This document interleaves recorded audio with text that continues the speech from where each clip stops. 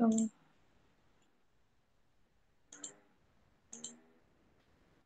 okay. Uh, so today we'll continue with the next topic that we left in this chapter about physical layer, right?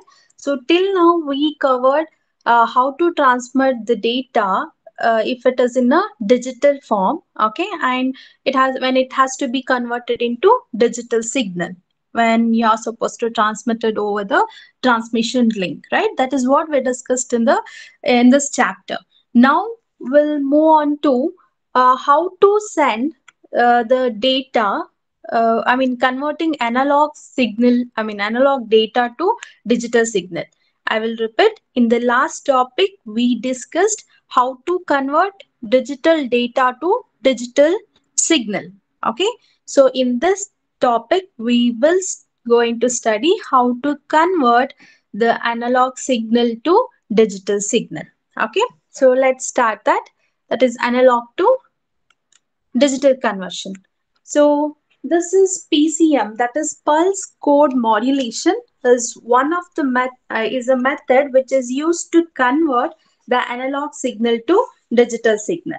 Okay, in short we call it as PCM. Fine.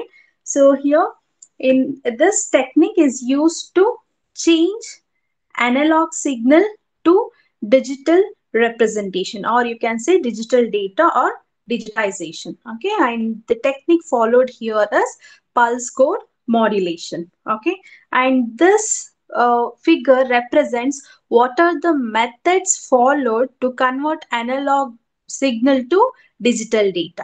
Okay, under pulse code modulation, many steps are followed to convert analog signal to digital data. As we discussed, what you can convert digital data to digital signal, right? In the same way, at some situation, we need to convert analog signal to digital data. So let's consider the situation and let's see how it is converted. Fine. So the steps followed under PCM are: first step is sampling, second one is quantization, third one is encoding. You can see in this figure, these three steps are represented. See, this block represent analog signal. This analog signal undergoes all these methods, that is sampling, quantizing and encoding, and output of this encoding will be digital data. Okay, so if this figure says, image says, all the output of one method will be given as input for the next method. Okay, and again output of this method will be given as input for this encoding method. Okay, so now the input for first method, that is sampling, is nothing but analog signal. Okay, and all together all three methods here, which is written in this block: sampling, quantizing and encoding, all this together we call it as PCM encoder, that is pulse code modulation encoder. Okay, and the first step, as I said, first step is sampling, right? So see, before converting this analog signal to digital data, this signal has to undergo all these methods. This is very important topic. You have to remember it properly. You should not by heart it, okay? You should understand it. So first step is sampling, okay? Output of this sampling is called as PAM signal. That is pulse amplitude modulation signal, okay? And output of this sampling is given as input for this quantizing. Once this data, this signal undergoes quantizing method, the output of this method is called as quantized signal. Okay, and this quantized signal given as input for this encoding method, which converts that signal into digital data. Okay, so three step followed here is sampling, quantization and encoding. Fine. So I have just represented it in a different way. That is analog input given as input for the sampling method. Output we call it as sampled output, and this output is given as input to the quantizer, and output of this we call it as quantized output, and given this output is given as input for this encoding, and which gives you the digital output, that is zeros and ones. Okay, the input is what analog signal. Okay, after performing sampling, the signal will look like this. Okay, and this we call it as PAM signal. Okay, after quantizer, the signal will look like this, that we call it as quantized signal. Okay, so now we'll see what is sampling. So what is sampling? Actually, it is a process of finding a sufficient number of samples. Okay, so you can see here this analog signal. After performing sampling, you can make out it created many samples here, right? So you can see the form here, but the shape of this signal remains as it is when you compare with the analog signal. Okay, so this is one more thing I have considered, this extra information. Okay, so analog signal will be represented in the form of like this, right? Out of which I'm taking just a part of it, that is this one, that is this one. In the next image you can see this analog signal is given as sampling, and it gives a palm signal. Okay, now in this image you can find out this pink line represent the original signal, that is analog signal, and whereas you can see the blue lines here, right? So that is the sampling. Okay, so when this analog signal is sampling, I mean when it is undergoes the sampling method, the output will be PAM signal, and it is represented like this.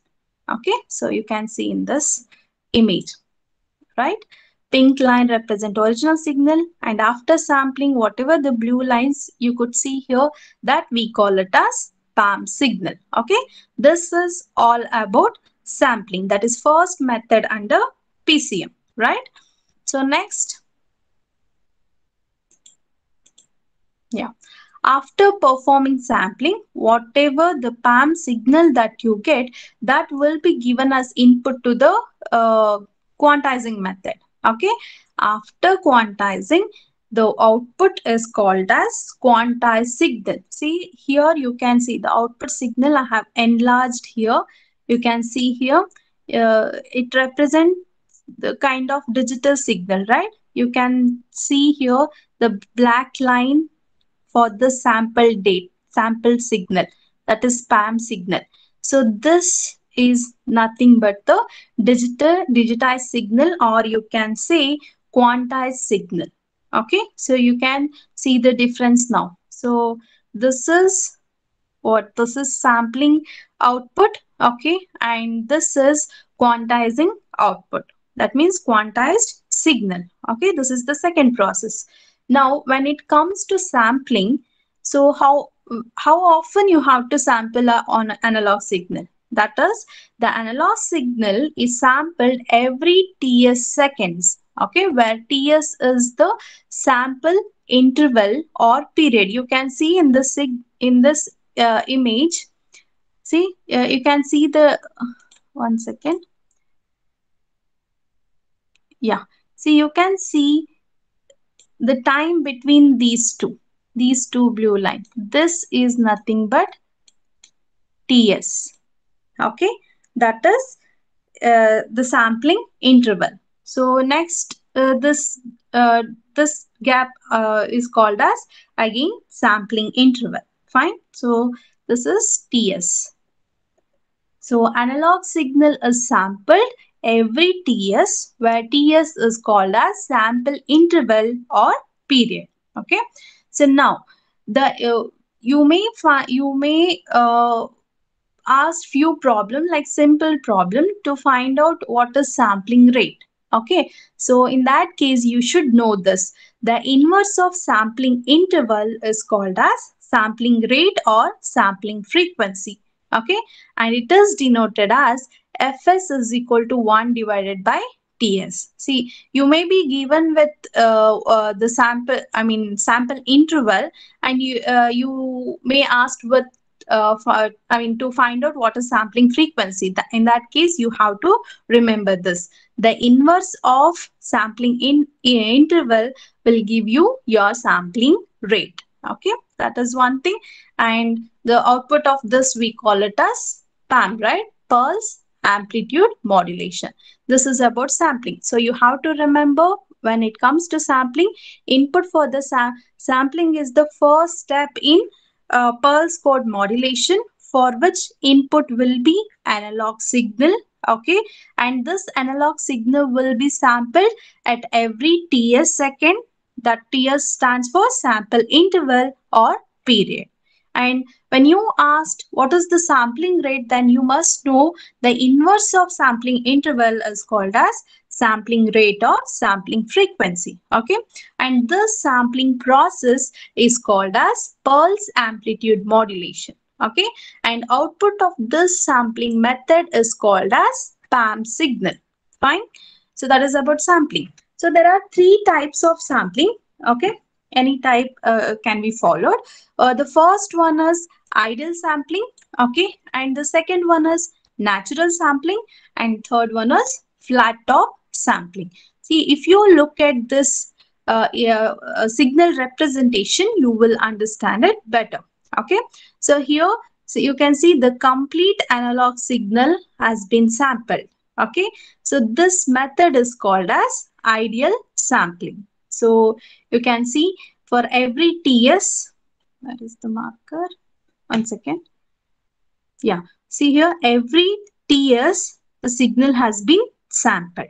Okay, from here till here. Okay, this is a ideal sampling.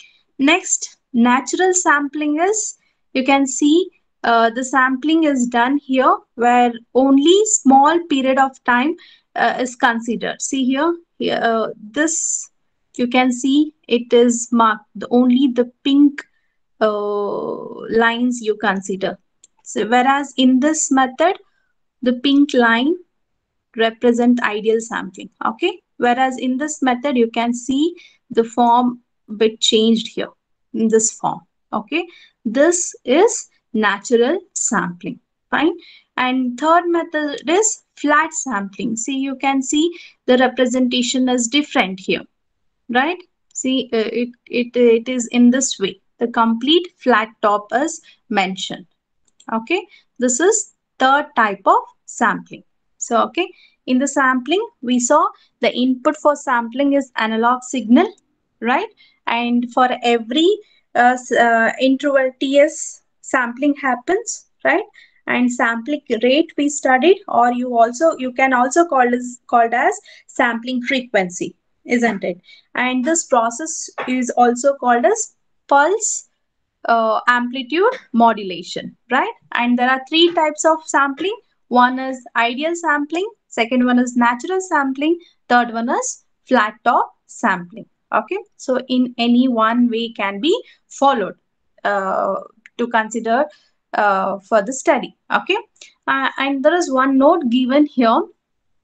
According to Nyquist theorem, the sampling rate, what is sampling rate? Inverse of sampling interval, right? So Nyquist theorem says the sampling rate must be at least 2 times the highest frequency contained in the signal. Okay, sampling rate, you should remember this, because on based on this statement, the problems they have asked once in the exam. Okay, so according to Nyquist theorem, the sampling rate must be, sampling rate is nothing but inverse of sampling interval, right? So that is, the sampling rate must be at least 2 times the highest frequency contained in the signal. Okay, we'll discuss problem on this after completing this topic. Okay, so next method in PCM, that is pulse code modulation. The second method is quantization, right? So input for this quantization will be PAM signal, that is output of sampling, right? So let's consider this one, ideal sampling method. Okay, so you can see here, this is the input for this quantization, right? Actually here in the quantization, the result of the sampling, which is a series of pulses, you can see these are the pulses with amplitude values between maximum and minimum amplitudes of the signal. So here it will consider the series of pulses, right? This is the output of sampling method with the amplitude value between maximum and the minimum, wherever it may be. Yeah, minimum amplitudes of the signal. So under quantization method, it will consider amplitude values between the maximum and the minimum amplitude of the signal. Okay, this is the first thing you should remember. Now, what is the next things followed here under quantization step? Here, the one second, marker. Huh. Here we assume that original analog signal has instantaneous amplitudes between Vmin and Vmax. I just showed you what is Vmax and the Vmin. That means maximum amplitude and the minimum amplitude. Okay. And second step here, you have to divide the range into L zone. Okay, each of height delta. See here, you have to find out what is delta, that is height of each of height, I mean each pulse, what is its height. See, what is it, this height of this pulse, what is height of this pulse, that you have to find out. Okay, so to do that, along with to do that, you have to decide how many zones are required. See here it is, this may be one zone, this may be second zone, this one, and the last one, this. Okay, so in this way you have to decide how many zones are required. See, first thing is what you should know what is Vmax and Vmin. Okay, in the second one you have to find out what is height of each pulse. Okay, to find out that, in short, we call it as delta. Okay, to find out that, you should know how many zones you should have for this signal. Okay, so that we call it as L zone. Zones are nothing but this one. See, for this may be one zone. Next level may be this one, and next one may be this. So in this way, you have to decide zones. Okay. So how do you find out the delta? That is Vmax minus Vmin divided by L. L represents the zone. Okay. You will be given with Vmax value, okay, Vmin value and L value, then you have to find out what is delta here. Okay, next, third step is we assign quantized value of 0 to L minus 1 to the midpoint of each zone. See, once you know what is the height of this, uh, we will assign, I mean, you have to assign quantized values from 0 to L minus 1. Within this range, you should specify what is the value for this, what is value for this, what is value for this, what is value for this. For all pulses, you have to find out. Fine. And the last one, then approximate the value of sample amplitude to the quantized value. Then we'll decide what actually the values for these pulses. Okay, pulse of this signal. So we'll just see one example, then you will understand this better. Okay, but you have to remember these 4 points when it comes to quantization, right? And quantization level, that is the choice of zone. As I said in the previous slide, the choice of L, that is the number of levels or the zone, depends on the range of amplitudes of the analog signal. As I said here, the range of analog signal that is represented here, it will be depend on this deciding L value. Okay, so that is what quantization level. Next, there's one more thing you should know, quantization error. See, quantization is not a accurate process to follow. It is just an approximation process. Okay. Here, we may end up with quantization error as well. Okay. So we'll see that in this example. I'll just take up this example and then let me consider this example. Okay. So uh, after completing this example, I'll discuss encoding process. Fine.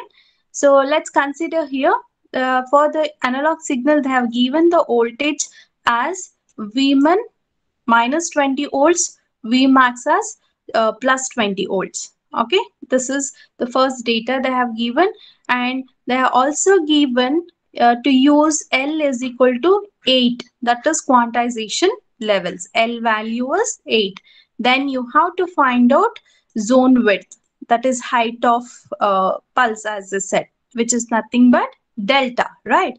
So now simplify this, that is Vmax minus Vmin divided by 8, that is number of levels, that will give you value as 5. Now delta value is 5 here. Okay. Now how to consider this 8 zones, that is see minus 20 to minus 15. Let's consider this. See here, consider this minus 20 to minus 15, minus 15 to minus 10. Sorry, at this point it comes plus. Okay, I'm very sorry. Plus 25 to plus plus 20 to plus 15, plus 15 to plus 10, plus 10 to plus 5, plus 5 to 0. Okay, again the next one, 0 to minus 5, minus 5 to minus 10, minus 10 to minus 15, minus 15 to minus 20. So in this way, 8 levels are considered, or 8 zones are considered. That is what given in this point. Okay, so whatever I discussed in the quantization steps, that is given here. Okay, let's consider this example. Okay, so here, as I said, input for the quantization process is analog signal, right? And for this, they have already given in the example min and max voltage in the previous slide, right? So for this first step is what you have to provide the normalized PAM values. Okay, so following some method, that the methods are not discussed here, they have directly given the values for this. So norm PAM values for this point is minus 1.22 and next point is 1.50. Similarly, they have given for all 9 points. Okay, once you have the PAM values, you have to assign what is quantized values. Okay, here also to find out this quantized values, methods are not given, just they have given the values for all 9 points here. Okay, next, then I discussed there may be normalized error, right? So normalized error here, if you subtract the values this from this, you will get error. So that is given in this line. Okay, so and then quantization code, I mean after this, after output of this quantization, the output will be this one for each point, that is also given here for all 9 values. Okay, and then for output of this, I mean after we will give this as input for the encoding process, right? So our output of this encoding process will be digital data, that is what given here. See, binary representation for 2 is 010, right? For 5 it is 10101. So similarly it is converted. Okay, I hope you understood these things. So you have, this is one example they have given, but okay, but they'll not ask you to solve this problem. For your understanding purpose, this one small example is given. See, these are all the values given for after what sampling the sampling the analog signal. Okay, so let's come back to encoding. So this is the last step here, right? This is encoding. So the output of quantizing will be given as input for this method, that is quantized signal. After this will be converted into digital data. Okay, and here you have to remember this. After each sample is quantized, that is each sample is quantized, the number of bits per sample is decided. See, after the sample is quantized, then only the bits per sample is decided, and each sample can be changed to an n bit code word. Okay, so that is n bit code word is this one here. See here, three digits are considered. For 2, this is 3. For 5, only 3 digits are considered. That is what here it is n bit code word. Okay, here 3 bits are considered to represent the output. Okay, so that is one thing. I'll just summarize in brief. Okay, so it's a lengthy thing to follow, so I will summarize this. Fine. So pulse code modulation is a technique used to convert analog signal to digital signal. Okay, and this technique follows three methods: sampling, quantization, encoding. Okay, first method is sampling, to which analog signal will be given as input. Okay, output of this will be given to the quantizing, and output of this we call it as PAM signal. And after quantizing, the output will be called as quantized signal, and this will be given as input for the encoding, and after encoding process the output will be digital data. So finally you are converting analog signal to digital data. Okay, so here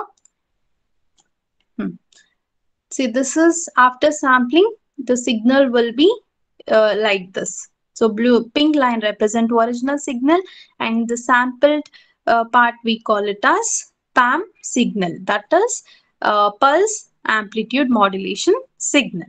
Fine. So thus, once sampled, the quantizing output will look like this. You can see the horizontal lines at the background, right? So, and you can see the signal also. Representation is different from the sampling output, right? So, this we call it as digitized signal. Okay, and the analog signal is sampled every ts second, and this we call it as sample interval, and inverse of it is called as sampling rate or sampling frequency. Three types of samplings we discussed. One is ideal sampling, natural sampling, and flat top sampling. So there is a note with respect to Nyquist theorem which says the sampling rate must be at least 2 times the highest frequency contained in the signal, right?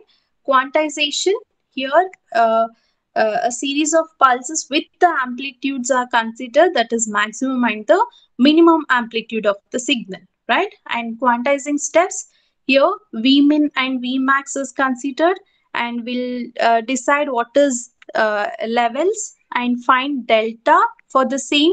So delta means this, what is the height of this, okay, this part.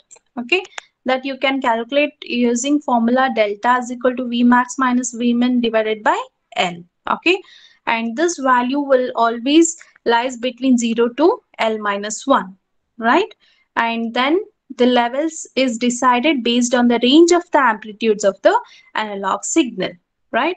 And also quantization is an approximation process which may have error while getting quantized signal. Okay, so that is one thing. And the last part of this process is encoding, which where the sample is quantized and the number of bits per sample is decided. Okay, and each sample can be changed to an n bit code word. That is output is represented here. When I consider this example, this you can say it as n bit code word.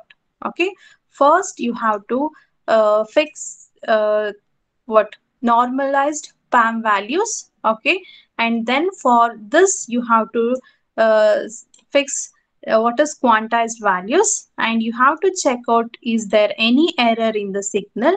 Okay, and then you will be having, after normalized error, the output or the next step is quantized code for this data, and then the same will be encoded under encoding process. Okay, this is the complete process followed to convert analog signal to digital signal.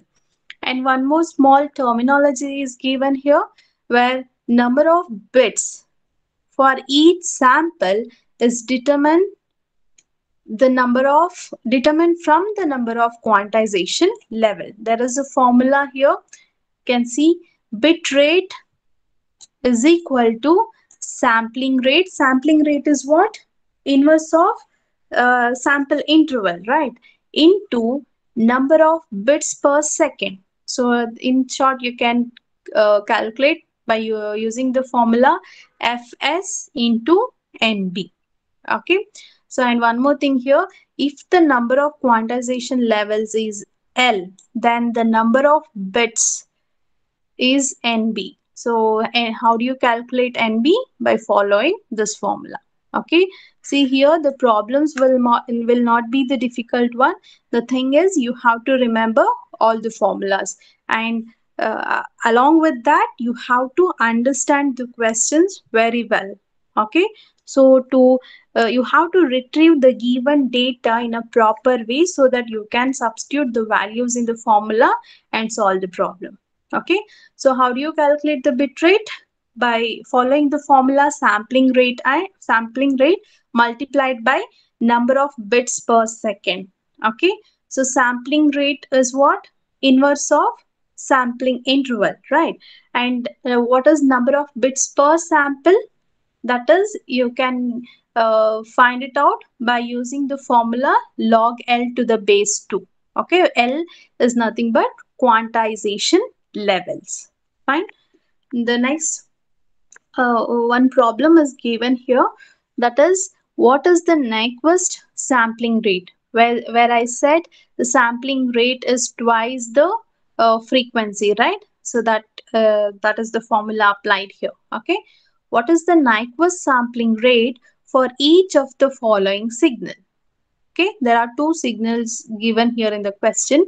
You have, for the same, you have to find out what is sampling rate. Okay, sampling rate you can calculate by following the formula Fs is equal to 2 into F. F is frequency here. Fine. So first question is a low pass signal with the bandwidth of 200 kilohertz. So first signal is with 200 kilohertz. For this, what is the sampling rate? Okay, so for low pass signal, as you know, the bandwidth starts from 0, right? That which we discussed in the last last chapter, right? So for that, you can see in low pass signal the minimum frequency is 0. Okay, so therefore for this you have to add the minimum frequency with the given frequency, okay, or the bandwidth. So 0 plus 200 is equal to 200 kilohertz. Substitute this value in the Nyquist sampling rate. Fs is equal to 2 into 200 kilohertz is converted here into hertz, and then simplify it. So these many samples per second is the sampling rate. Okay, that is for the first question. Next, the band pass signal with bandwidth of 200 kilohertz if the lowest frequency is 100 kilohertz. See here it says the lowest frequency they have given. Band pass, it doesn't start from zero bandwidth, right? I hope you all studied the topics for internals, isn't it? So here band pass, that will not start from zero, but they have given the lowest frequency is 100 kilohertz, right? So you have to add this, that is 100 minimum, lowest frequency with the given frequency here. You just add it up, that comes to 300 kilohertz, and then substitute the values in the formula. That is Fs is equal to 2 times the frequency, that is 300 kilohertz. Simplify this, that comes this value. So that means this is the Nyquist sampling rate for the bandpass signal with bandwidth 200 kilohertz if the lowest frequency is 100 kilohertz. Okay, the simple problems, but you have to retrieve the data properly from the given question. Fine. That is about the problem which they have asked once in the exam. Okay. So next topic is transmission modes. So till now we studied, we are transmitting the data over the transmission link, and in sometimes we need to convert the data into digital form or analog form, right? Now we'll see what are the transmission modes followed to transmit the data. Okay, so this transmission modes, I mean data transmission can happen in two ways, parallel and the serial. Okay, under serial we have three subclasses. One is asynchronous, second one is synchronous, and third one is isosynchronous. Okay, so this is a small topic which is given under this chapter. If this completes, then this what I'll be left with one more small topic. To complete that, I need one more class. Okay, then it completes second module. Fine. So transmission modes, as I said, parallel, right? Let's start with the first method, that is parallel. Fine. So in parallel transmission, this is with respect to digital data. Okay, so here you can see in parallel transmission, binary data will be transmitted, that is zeros and ones. Okay, so when this data has to be transmitted over the transmission link, we form a group. You can see here, if this is the data has to be sent, then we form a group of n bits. Okay, and then this will be transmitted over the transmission link. Fine. So here this image depicts the parallel transmission. As you can see, the set of data is grouped here, and this group contains 8 bits. You can see here 1 2 3 4 5 6 7 8. 8 bits are there. Okay, so this data is grouped together. Okay, so one group contains n bits. Here n value is 8. Okay, and then this data is transmitted over the transmission link. Okay, from sender to receiver. Now the thing is, when to transmit this group data, to transmit each bit in the group, it requires one wire. Okay, so for the second bit it requires one more wire. For third bit it requires one more wire. So similarly, for n bit it requires n wires. Okay, so that is how the parallel transmission happens. So it requires, if 8 bits I need to transmit, then 8 wires are required. So 8 wires are bundled in a cable with a connector at each end. So that is how the transmission happens if parallel transmission is followed. Now this advantage is that since the transmission happens parallelly, you can have a good speed. Okay, if this transmission mode is followed, then it will provide good speed for the transmission. But disadvantage is that the cost, because to transmit each bit you need one wire to transmit one bit, right? So that means if 8 bits are there, then you have to provide 8 wires. So that is a bit costlier to implement, right? That is one more that is the disadvantage of this method. Okay, so here then next method is serial transmission. Okay, in serial transmission, one bit follows the other. You can see in this image, second, only one wire is provided from sender to receiver. Okay, on which the one bit at a time is passed, and after, I mean, one bit follows the another. Okay, so here only one channel is required to transmit n bits from sender to receiver. Okay, so that is one thing. But here you can see in the image, at the sender side and the receiver side you need a converter, that is parallel or serial converter, from at the sender side as well as at the receiver side. Okay, this is the serial transmission mode. So looking at this image, you can say it is cost effective, right? It will not what need the wires like we use in the parallel transmission, right? So that is one thing. But here the thing is, you need to have a converter at the sender and the receiver. That is the one thing you should have in the implementation. Fine.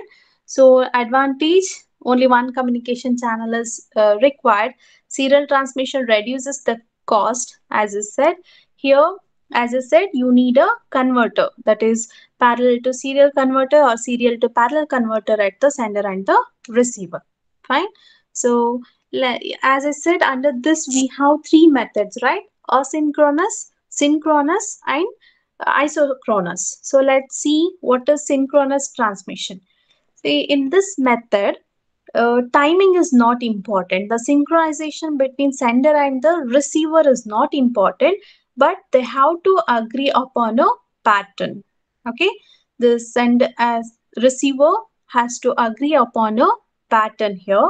Let's see what is that pattern. Okay, the pattern are based on grouping the bit stream into bytes. So that means how grouping the bits into bytes. That is the pattern that a receiver should agree upon. I mean, what pattern will be followed to transmit the data over the transmission link, that should be known before the transmission.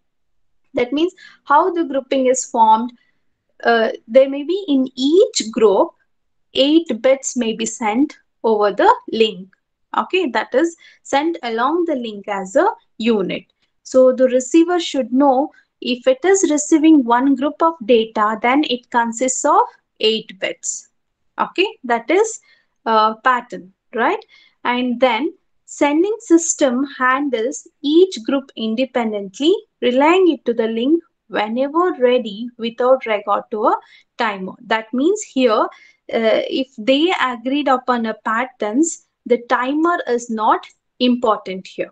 Okay, that's why the name given as asynchronous. If I say synchronous, the time should match at the sender and the receiver. But here the timing of a signal is unimportant, but they should know what pattern is followed before transmitting the data. As I said, pattern is nothing but grouping the bit stream into bytes. For example, if it receiving at the receiver end, if it receives one group of data, then it means this group includes 8 bits. Okay, that is what it says. Then now with respect to this method, as it is in asynchronous, the receiver cannot use time, right? As I said, the time is not synchronized here. So the receiver will not be knowing when next group will arrive at the receiver end. Okay, he may be received the first group, but he'll not be knowing when the second group arrives. So to make sure when the next group start, they follow a method, that is an extra bit is added to the beginning of each byte. Okay, and this extra byte will be 0, that we call it as start bit. Okay, next, how the receiver will come to know when that particular byte is finished. To represent that, one or more additional bits are added, usually it will be 1 and we call it as stop bit. I will repeat, since this method is asynchronous, the receiver will not be knowing when the next group of data will arrive. Okay, to make that, I mean to decide when the next group arrives at the receiver end, the receiver will be given an alert by adding extra bit at the, extra bit, that is 0 in the beginning of each byte. That is called as start byte. And to represent end of the byte, one or more additional bits will be added, that is 1 at the end of each byte. That we call it as stop byte. Okay. Now, see, since one bit is added at the beginning of the byte and one bit is added at the beginning of the byte and one more bit is added at the end of the byte, right? So altogether, the size of each byte will be 8, it will be increased from 8 to 10 bits because two extra bits are added, right? So that is one thing, and this image represents how data will be transmitted. See, you can see here, this is sender, this is receiver, where the data transfer from sender to receiver, and here 0 represents the start bit, and at the middle the actual data will be there, and here stop bit will be there. Okay, so after sending this group, the receiver will understand by looking at the first bit, okay, this is the second group is arriving, and this says, okay, this group is ending at this stage. Okay, after each group there is a gap present here. Okay, this is how asynchronous transmission works. Okay, next method is synchronous transmission, where the bit stream is combined into frames. See here, it was group created, right? Whereas here, bit stream is combined and we call that as a frames, okay, which may contain multiple bytes of data. Okay, here, while transmitting the data, there will not be any gap between the frames. Okay, so it is left to the receiver to decide when this byte starts and when it ends. Okay, so this image represents the synchronous transmission. You can see here, this is one example, that is one frame where you can see continuously the data will be transmitted here. Okay, here no gap will be provided between the data. Okay, it is a continuous flow. Okay, for the understanding purpose they have given here gap, but in reality there will not be any gap between the frames. It will be the receiver who will decide when the particular byte is started and when it will be byte will be ended. Okay, this is synchronous transmission. The last one is isosynchronous.